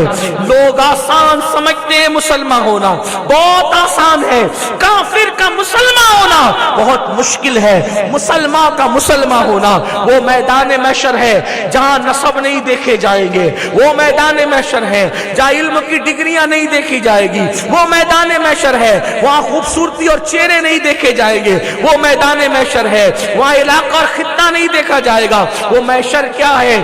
نبی کا بیٹا بھی اگر مجرم ہوگا، اب ان جملوں کو ذرا دل پہ لکھ کر لے جائیں، کچھ یاد رہے نہ رہے یہ جملہ یاد رکھنا، اگر نبی کا بیٹا بھی مجرم رہا تو اللہ نبی کے بیٹے کو بھی جہنم میں داخل کرے گا، نوح علیہ السلام کے بیٹے کی شکل میں۔ اللہ اکبر! اگر نبی کا چچا بھی اللہ اکبر خدا کا غدار نکلا تو اللہ ابراہیم علیہ السلام کا چچا آزر کو بچھو کی شکل میں جہنم میں داخل کرے گا۔ اللہ اکبر! سوچو تو صحیح، اس دن نبی کا چچا آزر بچھو کی شکل میں جہنم میں جا رہا ہوگا، اس دن نوح علیہ السلام کا بیٹا، لوط علیہ السلام کی بیوی یہ جہنم میں جا رہے ہوں گے، ہمارا کیا حال ہو؟ کبھی سوچا؟ دنیا دنیا مال مال مال، دنیا میں ایسے ڈوب گئے کبھی اللہ کا خیال ہی نہیں، کبھی آخرت کا خیال ہی نہیں۔ اس پہ نہیں رونا تو کس پہ رونا؟ نماز کے لیے کتنی سادگی سے کہتے ہو، ٹائم نہیں ملتا مولانا، 10 منٹ ٹائم نہیں ملتا اللہ کے لیے، جس کی طرف لوٹ کے جانا ہے اس کے لیے ٹائم نہیں ہے، دوستوں کے لیے ہے، بیوی بچوں کے لیے ہے، سب کے لیے، اللہ کے لیے ٹائم نہیں ہے۔ آؤ سب کے لیے روئے نا، اللہ کو بھی رو کر منا لو۔ آخری میں ویس کرتا ہوں اختتام پر، سب کو منانا مشکل ہے۔ آخری بات اختتام پہ، محشر اگر اپنا سنوار لینا ہے، اپنی آخرت کو سدھار لینا ہے، آج خود سدھرو، اور پہلا زینہ یہ ہے اس کا، اللہ کو مناؤ، اللہ کو راضی کرو، اس کو خوش کرو، اس کو خوش کرو بس۔ اور سب کو منانا آسان، سب کو منانا مشکل، سب کو منانا سب سے زیادہ آسان جس کو منانا ہے، آسانی سے اگر کوئی مان جاتا ہے وہ میرے اللہ کی ذات ہے، اس کو منانا بہت آسان، بہت آسان، بہت آسان، بہت آسان۔ نکلو گناہ کے دلدل سے، آؤ اللہ کی طرف۔ سب سے بہترین ہجرت یہ ہے، گناہ چھوڑ دو، گناہ چھوڑ دو۔ لوگ کہتے ہیں کاش ہم حضور کے دور میں پیدا ہوتے تو حضور کے ساتھ رہتے۔ بزرگان دین فرماتے ہیں اگر آج بھی کوئی حضور کے ساتھ رہنے کا شرف حاصل کرنا چاہے تو کر سکتا ہے۔ اس کا طریقہ صوفیہ کے نزدیک یہ ہے، جس دن تجھ سے کوئی گناہ نہ ہو سمجھ جا کہ آج کا دن تیرا حضور کے ساتھ گزرا ہے۔ کیا غیبتیں لے کر بیٹھتے ہو، کیا چغلیاں لے کر بیٹھتے ہو، کیا کسی کی عزت پہ حملہ کرتے ہو، کیا پڑوسیوں کو ستاتے ہو، کیا گانے سنتے ہو، کیا گالیاں دیتے ہو، کیا اپنی بیویوں پہ ظلم کرتے ہو، کیا بغض، کینہ اور حسد میں مبتلا ہو۔ نکلو گناہ سے، گناہ میں کچھ نہیں رکھا ہے، گناہ نے کسی کو فائدہ نہیں دیا، گناہ ہمیں بھی فائدہ نہیں دے گا۔ آؤ نیک بنے، اگر اپنا وقت حضور کے ساتھ گزارنے کا شرف حاصل کرنا ہے، مجازی طور پہ کہہ رہا ہوں، تو گناہ چھوڑ دو۔ جس دن گناہ سے بچ کر دن گزرا گویا حضور کی صحبت میں گزرا۔ جو آخری بات کہنے چلا تھا وہ یہ، اگر اللہ کو منانے نکلو گے، ایک قدم اس کی طرف چلو گے، اس کی رحمتیں کئی قدم چل کر آئیں گی، اس کی طرف چل کر جاؤ گے، اس کی رحمتیں دوڑ کر آئیں گی۔ وہ ہر رات کے آخری حصے میں پہلے آسمان پہ تجلی فرماتا ہے جیسا کہ اس کی شان ہے، اور ہمارے دلوں پہ دستک دے کے کہتا ہے میرے بندو اگر تم پاپی ہو تو چپکے سے مجھ سے معافی مانگ لو، میں تمہیں معاف کر دوں گا۔ اگر تمہیں روزی چاہیے مجھ سے کہو میں تمہیں روزی دوں گا، اگر تمہیں اولاد چاہیے مجھ سے کہو میں تمہیں اولاد۔ اللہ خود کہتا ہے میرے بندے مانگ، لیکن ہم نہیں مانگتے اللہ سے، ہم تو پاپ اور جرائم میں مبتلا ہیں۔ جو اختتام پہ یہ بات کہنی تھی وہ یہ ہے، مجھے بہت پسند ہے یہ بات جو میں کہنے چلا ہوں۔ کچھ لوگ ایسا کرتے ہیں نا کہ اگر کوئی گناہ کرنے کے بعد توبہ کر لیتا ہے تو کہتے ہیں اس کو تانا دیتے ہیں، اس کو عزت مت دو، اس کو ویسے ہی رکھو، اسے ویسے ہی ذلیل۔ نہیں، اگر کوئی گناہ سے توبہ کر لے، کتنا ہی بڑا گناہ ہو، کیسے گناہ سے توبہ کر لے، توبہ کر لے، اسے اپناؤ، اسے عزت دو، کیونکہ توبہ کرنے والوں کو اللہ محبوب بناتا ہے۔ اس سلسلے میں ایک آخری بات وہ یہ کہ اللہ کو منانا کتنا آسان ہے۔ اللہ کو کیسے آسان ہے منانا. اللہ اکبر. اس روایت کو جو میں پڑھنے جا رہا ہوں علامہ عثمان ابن حسن نے لکھا اپنی کتاب جو میں پڑھنے جا رہا ہوں, اور میں اس کو اپنے الفاظ کے جامع میں پڑھوں گا تاکہ سب کے سمجھ میں آئے. ایک جوان تھا, اس کا نام حسن تھا. اسی بات مکمل ہوئی. ایک جوان تھا, اس کا نام حسن تھا. حسن ابھی شروعاتی جوانی میں تھے, چہرے پہ داڑھی کے بال نکلنے شروع ہوئے تھے کہ گھر والوں نے کہا حسن جاؤ اور بازار سے کچھ لے آؤ. حسن گئے. جیسی بازار میں پہنچے تو خوبصورت لڑکی کو دیکھا. لڑکی تھی اتنی غضب کی خوبصورت, اس سے آنکھیں چار ہو گئی. اسی لیے کوشش کیا کریں نگاہیں نیچی رکھیں. قرآن کہتا ہے قُلْ لِلْمُؤْمِنِينَ يَغُضُّ مِنْ أَبْصَارِهِمْ, مومنوں کو حکم دو کہ وہ نظریں نیچی رکھیں. جو نظریں نیچی رکھنے کا عادی ہوگا اللہ اس کے دل کو ایمان کے نور سے بھر دے گا. عورتیں بھی نظریں نیچی رکھا کریں, مرد بھی. یہ نظریں نیچی رکھنا میرے آقا کی سنت بھی ہے اور اس کی بڑی برکت بھی ہے. لوگ کہتے ہیں نا نماز میں مزہ نہیں آتا, تو جو لوگ اپنی آنکھوں کو آوارہ کرتے ہیں ان کو کبھی مزہ نہیں آئے گا نماز میں. نماز میں مزہ انہی کو آئے گا, ایسی لذت آئے گی. آپ غیر محرم سے, گندے مناظر سے اپنی نظر بچا کے دیکھو. ہمارے بزرگوں نے تو یہاں تک فرمایا مردوں کو چاہیے کہ اگر وہ بکری کا تھن دیکھنے سے بچ سکتے تو بکری کا تھن دیکھنے سے بھی بچیں.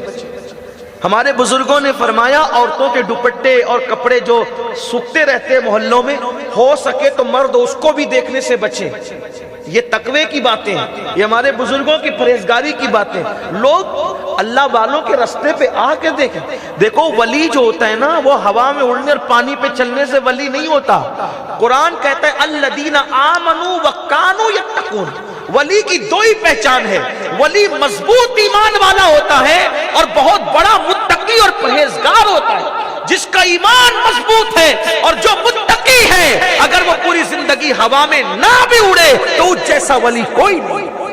جتنا بڑا تقوی اتنا بڑا ولی, جتنی پرہیزگاری جتنی زیادہ ہوگی اتنا اس کی ولایت کا مقام بلند ہوگا. یہاں تو ولایت کا مطلب ہے کہ گانجا چرس پینے کے والے جو قبروں پہ بیٹھے ہوتے ہیں ننگے دھڑنگے, ان کو ولی لوگ سمجھتے ہیں. اور لوگ کہتے ہیں یہ بیچارے مولویوں کو کیا سمجھتا ہے ولایت طریقت تو وہ جانتے. ٹھیک ہے, پہنچی وہیں پہ خاک جہاں کا خمیر تھا. آپ جانے, آپ کا کام جانے.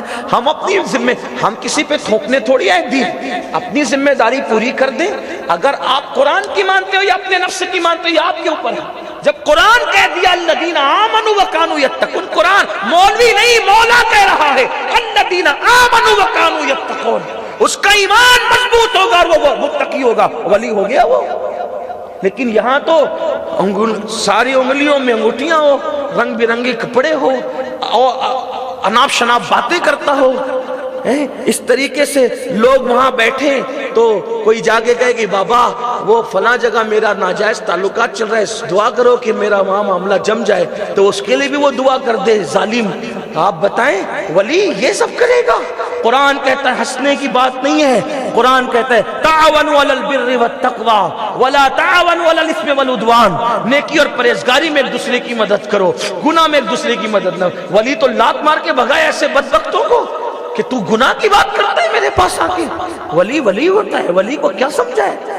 لیکن میری قوم نے دین کی قدر نہیں کی, سب اپنی ذات اپنا, یعنی کہ آج دین اور مذہب بھی لوگوں نے میڈ ان انڈیا بنا لیا. یعنی اپنے ملک کا دین مذہب اپنی طبیعت میں جو آیا کرتے رہو کرتے رہو. رسول اللہ کے فرمان پہ کان ہی نہیں دھرنا, قرآن پر کان ہی نہیں دھرنا, حدیث پہ کان ہی نہیں دھرنا, بزرگوں کی تعلیمات پہ کان ہی نہیں دھرنا. بہرحال کتنا رونا روئیے گا, میرا وقت ختم ہوا تو ہوتا ہے اور بات مکمل ہوتی ہے. حسن نام کا وہ جوان جیسے ہی بازار گیا تو بہت خوبصورت سی لڑکی کو دی. لڑکی نظر آئی تو منہ سے نکلا اے لڑکی تو کتنی خوبصورت ہے, کتنی حسین ہے تو, کتنی خوبصورت ہے تو.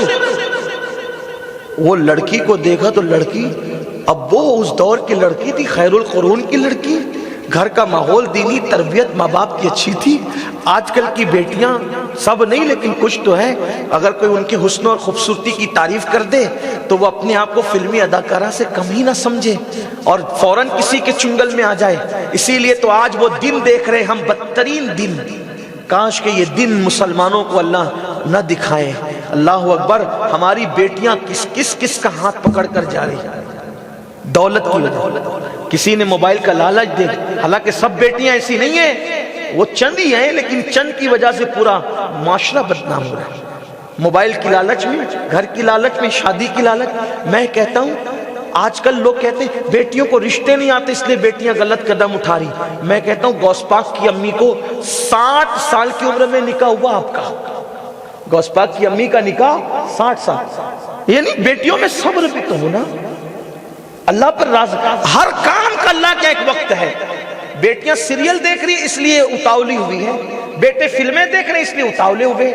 ورنہ وہ دور ایسا تھا، غریب نواز نے خود 60 سال کی عمر میں شادی کی.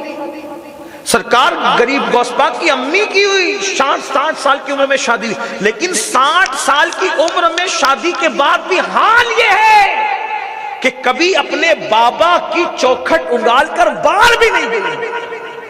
اسی لیے ان کے بابا نے کہا تھا، غوث پاک کی امی کے بابا یعنی غوث پاک کے نانا نے کہا تھا، ابو صالح میری بیٹی اندھی ہے، لنگڑی ہے، لولی ہے، گونگی ہے. یہ کہا تھا انہوں نے. لیکن وہ تھی بڑی خوبصورت. امام حسن کی اولاد، امام حسین کی اولاد میں سے تھی وہ. اور ان کا سلسلہ نسب تو اتنا مضبوط ہے کہ 11 امام اہل بیت میں سے ان کے شجرے نسب میں آتے ہیں. ہاں سارے سید عزت والے اور شان والے ہیں، لیکن شجرے نسب کے اعتبار سے ائمہ اہل بیت یعنی تقریباً 11 غوث پاک کی امی کی شان سنو. 11 غوث جس کے آبا و اجداد بھی آتے ہو اور 12واں غوث جس کا بیٹا ہو، اس ماں کی شان کا عالم کیا ہے. یعنی اصل اتنی مضبوط ہے اور نسل کا یہ عالم ہے. یہ غوث پاک کی امی بی بی ام الخیر سیدہ فاطمہ، ان کے والد کہتے ہیں میری بیٹی لنگڑی، لولی، اندھی، گونگی ہے. تھی بہت خوبصورت. امام حسین کی اولاد میں، اور امام حسین سے امام زین العابدین، امام باقر، امام جعفر صادق، امام موسیٰ کاظم، امام علی رضا، امام تقی، امام نقی، امام حسن عسکری. اور پھر 4 واسطے اور آتے ہیں اور اس کے بعد ان کے والد آتے ہیں اور سیدہ ام الخیر کا تذکرہ آتا ہے. ایسا شجرہ نسب ہے ان کا. اب سننا تو جب تھی خوبصورت تو حضرت ابو صالح، لیکن وہ بھی صالح نہیں، ابو صالح تھے وہ. ہاں ابو صالح مطلب نیکوں کا باپ یا نیک باپ. ہاں نیک کا باپ. ابو صالح تھے.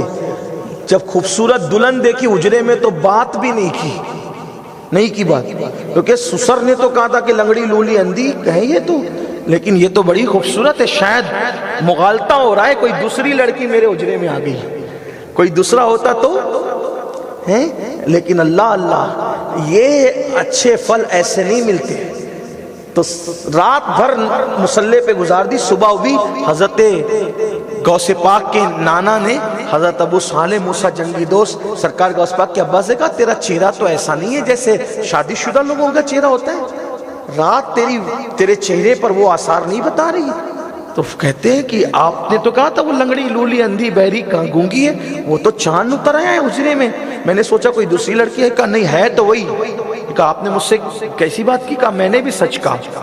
کہا گونگی اس لیے کہا میری بیٹی نے کبھی نہ جھوٹ بولا نہ کسی کی غیبت کی. یہ بات یہ غوث پاک کی امی کی. ماں باپ اچھے ہونا تو اولاد ایسی. یہ واقعہ آپ نے سنا ہے، مجھے اس کا تذکرہ نہیں کرنا، لیکن بتانا یہ اشارتاً نہ کبھی غیبت کی. آج وہ عورت ہی کیا جس کے منہ سے غیبت نہ نکلے.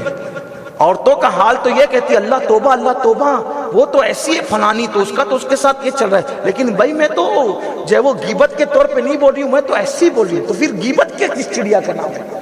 یہ غیبت یعنی عورتیں 4 ملے گی، ساری گھنٹوں غیبت کرے گی اور پھر بولے گی اللہ توبہ جان دو بھائی کسی کی غیبت نہیں کرنا چاہیے، چھوڑو یہ بات. یعنی کتنی رابعہ بصری بن رہی ہے. سب کچھ کرنے کے بعد بھی اینڈ اس پہ ہو رہا ہے کہ ہم بہت نیک اور پرہیزگار. یہ حال ہے، یہ حال ہے. ارے چیٹنگ نہ کرو، منافق نہ بنو اللہ کی کی بارگاہ میں انسانوں کے درمیان نیک بننے سے کیا ہوتا ہے؟ نیک تو وہی ہے جو یار کے سامنے نیک۔ حضور علیہ السلام سینے کی طرف، یہاں دل کی طرف اشارہ کر کے کہتے تھے تقوی یہاں ہے، پرہیزگاری یہاں ہے، خلوص و وفا یہاں ہے۔ حضور یہ اشارہ کرتے ہیں۔ یہ کیا چولا بدلا ہے ظاہری؟ ظاہر کا چولا بدلنے سے کچھ نہیں ہوتا، باتیں اچھی کرنے سے کچھ نہیں ہوتا۔ مٹھو بھی انسانوں کی باتیں سن کر انسانوں کی طرح بولتا ہے، لیکن طوطا پوپٹ انسانوں کی طرح بول کر وہ انسان نہیں بنتا، وہ تو رٹی رٹائی بول رہا ہے۔ ایسے ہی نیکوں کی بات سن کر نیکوں کی بات کر لینے سے کوئی نیک نہیں ہوتا جب تک یہ نیک نہ ہو جائے۔ بیٹھتے ہو محفلوں میں، شادی بیاہ میں، تو ایسی باتیں کرتے ہو جیسے تم بہت بڑے ولی کتب ابدال ہو، اور خود کی تنہائی دیکھو، تنہائی کیسی گزرتی ہے۔ اللہ ہم سب پہ رحم کرے، اللہ سب سے پہلے میری اصلاح کرے، میری آل اولاد کی اصلاح کرے، میری نسلوں کی اصلاح کرے، آپ سب کی اصلاح کرے۔ وہ یار راضی ہو جائے تو سب کچھ۔ تو عرض یہ کر رہا تھا، کہا وہ زبان سے اس لیے گونگی کہا کہ غیبت اور جھوٹ سے بچی، کان سے اس لیے بہری کہا کہ غیبت چگلی کبھی برائی نہیں سنی، لنگڑی اس لیے کہا کہ میرا گھر کی چوکھٹ پھلانگ کر کبھی باہر نہیں گئی، کبھی میری بیٹی 60 سال کی عمر تک، 60 سال۔ اور ایک بات آپ کو بتاؤں، ہر بندہ آج طویل جوان رہنا چاہتا ہے۔ طویل جوانی کا راز یہ ہے بندہ گناہ چھوڑ جائے، جو گناہ چھوڑ دے وہ طویل جوان رہے گا۔ ابھی میں نے کہا نا کہ غریب نواز نے 60 سال کی کم و بیش عمر میں نکاح کیا، غوث پاک کی امی کا نکاح 60 سال کی عمر میں ہوا، تو لوگوں نے حیرت سے میری طرف دیکھا، مطلب وہ سوال کر رہے تھے کیا 60 سال کی عمر میں بھی کوئی ماں بن سکتی ہے؟ میں نے کہا کوئی اتنی پرہیزگار ہو تو 60 سال میں بھی اس کو بڑھاپا نہیں آتا، کوئی اتنی پرہیزگار ہو تو 60 سال میں بھی کیوں؟ اس لیے کہ بڑھاپا جلدی آنا اس کا تعلق بھی ہمارے اعمال سے۔ پہلے آپ نے دیکھا باپ دادا پر دادا 80 سال کے ہوتے تھے تو بھی وہ چلتے پھرتے تھے، آج 40 سال میں کرسی میں بیٹھ کے نماز پڑھ رہے ہیں۔ میں یہ نہیں کہتا ہر کرسی بیٹھنے والا پاپی ہے، ایسا نہیں کہہ رہا ہوں، لیکن حالات دیکھیں نا، حالات دیکھیں، چہروں پہ جھریاں پڑ رہی ہیں 40 سال کی عمر میں، اور وہاں 80 سال کی عمر میں چہرے چمکتے تھے۔ وجہ تو یہی ہوگا، گناہ کی پھٹکار منہ پہ پڑے گی تو یہی ہوگا۔ گناہ سے بچو، چہرے یہاں بھی چمکیں گے اور وہاں بھی چمکیں گے۔ اور نیکی کا تعلق جوانی سے اس لیے ہے کہ جنت میں جوان کر کے ہی داخل کیا جائے۔ بات دور نکل گئی، بات ختم کرتے ہیں۔ کیا حسن نے لڑکی کو دیکھا، حسن نام کے جوان، خوبصورت لڑکی، کہا کتنی خوبصورت ہے، وہ غصے میں آئی، خوش ہونے کی بجائے غصے، کہا کہ اے نوجوان کیا بکتا ہے، اللہ سے ڈر، اللہ کا خوف کر، کیا بکتا ہے۔ حسن کہتے ہیں اس کا یہ جملہ میرے دل پر اثر نہ کر سکا، کیونکہ میں اس کی خوبصورتی میں اتنا ڈوب چکا تھا کہ مجھے احساس ہی نہیں ہوا کہ اس نے کہا کیا۔ تو میں نے کہا تیری آنکھیں کتنی خوبصورت ہیں۔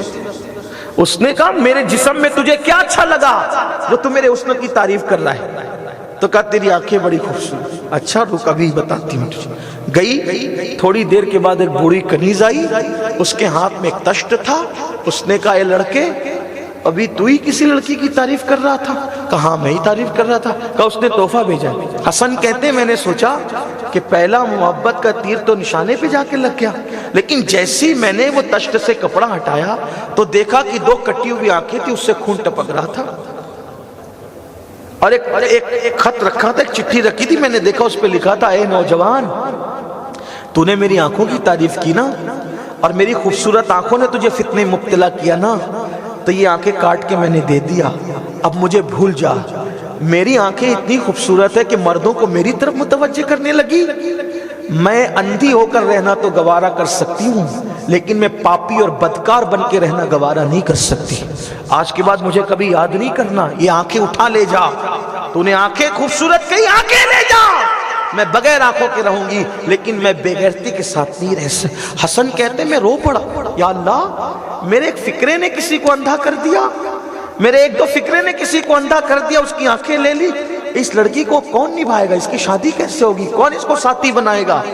میں افسوس کر رہا تھا، میں رات بھر روتا رہا، توبہ کرتا رہا۔ خیال آیا حسن جرم کرتا ہے بندوں کے، معافی مانگتا ہے اللہ سے، ارے چل اگر واقعی معافی مانگنا ہے اس سے معافی مانگ جس کا تو نے جرم کیا۔ میں اس کے گھر کی طرف چلا، اس کے محلے میں گیا تو دیکھا کہ کچھ لوگ روتے ہوئے جنازہ اٹھا رہے تھے، پورا محلہ غم میں ڈوبا تھا، پورا محلہ غم میں ڈوبا تھا۔ میں نے پوچھا کس بزرگ کا جنازہ ہے کہ پورا محلہ رو رہا ہے؟ تو کسی نے کہا بزرگ کا نہیں، محلے کی ایک باغیرت بیٹی کا جنازہ ہے، محلے کی ایک باغیرت بیٹی کا جنازہ ہے۔ سنا ہے کہ صبح کسی منچلے نے اس کو دیکھ لیا، اس کی آنکھوں کی تعریف کر دی، ہماری باغیرت بیٹی نے جذبات میں آنکھیں کاٹ کے بھیج دیا کہ میں اندھی ہو کر تو رہوں گی لیکن پاپی ہو کے رہنا مجھے گوارا نہیں ہے۔ ایسی باغیرت بیٹی تھی، آنکھیں کاٹ کر تو دے دیا لیکن اس کا درد برداشت نہ کر سکی، دن بھر تڑپتی رہی، رات بھر تڑپتی رہی اور رات کے آخری حصے میں اس کی جان چلی گئی۔ حسن کہتے ہیں مجھے احساس ہوا حسن تیرے دو فکروں سے کسی کی آنکھ نہیں بلکہ جان گئی۔ اس دن حسن نے توبہ کی، عرض کی مولا آج کے بعد کوئی عورت کیا، اب میں کسی مرد کو بھی نظر بھر کے نہیں دیکھوں گا، اور سچی توبہ کی، اور توبہ کے لیے پھر کسی مرشد کی تلاش کی۔ تو حسن کی قسمت تھی کہ مولائے کائنات جیسا ان کو مرشد نصیب ہوا، مولا علی جیسا مرشد، اور پھر وہاں بیعت کی اور اتنے متقی پرہیزگار بنے حسن کہ مولا علی نے ان کو خلافت دی، اور اسی حسن کو دنیا نے امام حسن بصری کے نام سے یاد کیا۔ چشتی قادری کوئی سلسلہ ایسا نہیں جو حسن بصری سے ہو کر نہ گزرتا، جس کا سلسلہ مولا علی تک حسن بصری کے ذریعے۔ دیکھو پہلے کی زندگی کیا تھی، توبہ کیا، کیا بنے امام حسن بصری، امام بنے امام۔ اور حال یہ تھا امام حسن بصری کا کہ امام حسن بصری نے اللہ تبارک و تعالیٰ کو خواب میں دیکھا، یہ امام حسن بصری۔ اس لیے میرے بھائیوں اللہ کو منا لو، توبہ کر لو، جو گناہ سے پہلے کہتے چھوڑ دو، ورنہ ایک دن موت ہے، تلوار سر پہ لٹک رہی ہے موت کی، موت آئے گی، پچھتانے سے اس کے سوا کچھ نہیں ہوگا، اکیلے قبر میں جانا ہے، اکیلے اللہ کی بارگاہ میں جواب دینا ہے۔ غوث پاک سے رشتہ مضبوط کر لو، ان کے نام لیوا بن جاؤ۔ غوث پاک فرماتے ہیں میں اپنے نام لیواؤں سے اتنی محبت کرتا ہوں کہ میرا دل یہ چاہتا ہے کہ میرا کوئی بھی عاشق مرے، اللہ تعالیٰ مجھے اتنا اختیار دے دے کہ سوال قیامت میں اس سے کیے جائیں اور جواب دینے کے لیے میں آ جاؤں، قبر میں میرے مریدوں سے پوچھا جائے، میری تمنا یہ کہ جواب میں دے دیا کروں۔ اتنا پیار کرتے آؤ، غوث پاک کے سچے عاشق بنو۔ اللہ پاک ہم سب کو عمل کی توفیق دے، گفتگو کے درمیان کوئی غلطی ہو تو اللہ تعالیٰ معاف کرے، ہم سب کو سچی توبہ پر استقامت عطا فرمائے۔ وما علینا الا البلاغ۔ السلام علیکم ورحمۃ اللہ وبرکاتہ۔